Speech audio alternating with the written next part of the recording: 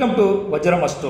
2025 வருஷம் சனி பயிற்சி யார் யாருக்கு ராஜயோகம் கொடுக்க போகுது அப்படின்னு ஷார்ட்டாக ஒரு வீடியோ போடணும்னு நண்பர் கேட்டிருந்தார். அதுக்காக பார்த்தீங்கன்னா இந்த வருஷத்தில் ரிஷபராசிக்கு 11ஆம் இடத்துல சனீஸ்வரன் இருக்க காட்டி அந்த ஸ்தானம் லாபஸ்தானங்க. ரிஷபராசிக்கு லாபம் கொட்டோன்னு கொட்ட போகுதுங்க. மிதுன ராசியை பொறுத்த வரைக்கும் சனீஸ்வரன் 10ஆம் இடத்தை பார்க்குறாருங்க.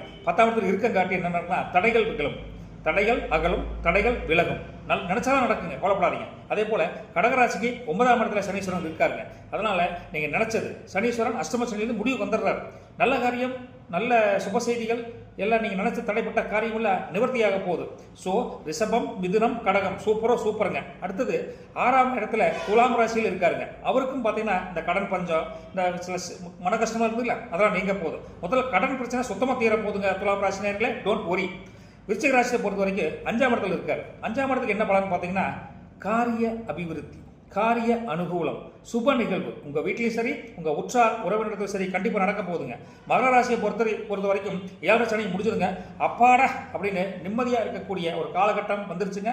சனியோட முடிவு காலம் வந்தங்காட்டி இனிமேல் வரக்கூடிய காலகட்டம் உங்களுடைய பொருளாதார மன உயர்வுக்கு அட்டகாசமான நாளாக இருக்க போகுதுங்க. அதே சமயத்தில் கும்பம், மீனம், மேஷம் இந்த 3 ராசிக்கு 7 நடக்க போகுது. ஐயோ 7 வந்துச்சுன்னா பயப்படாதீங்க, பெரிய கஷ்டமெல்லாம் ஒன்றும் இருக்காதுங்க. அவங்கவங்க கிரக பலன், ஜாதக பலனுக்கு தகுந்த மாதிரி அந்த ப்ளஸ் ஆர் மைனஸ் கொஞ்சம் ராசி பலன் கொஞ்சம் அமைப்பு போதுங்க.